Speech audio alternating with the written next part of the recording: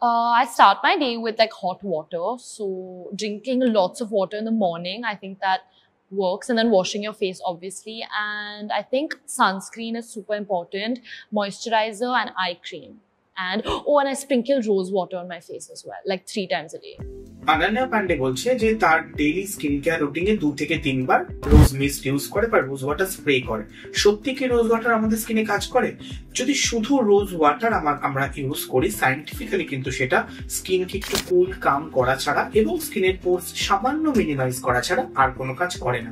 কিন্তু এমন একটা রোজ ওয়াটার যদি হয় যেটার মধ্যে হাইয়ালুরনিক অ্যাসিড থাকবে, একটু নিয়াসিনামাইড থাকবে, সেটা কিন্তু আপনার স্কিনের পিএইচ ব্যালেন্স যেমন মেইনটেইন করবে, হাইয়ালুরনিক অ্যাসিড ভীষণভাবে স্কিনের হাইড্রেশনটাকে বজায় রাখবে, তার সাথে কিন্তু স্কিনের ব্যারিয়ারটাকেও রিপেয়ার করবে।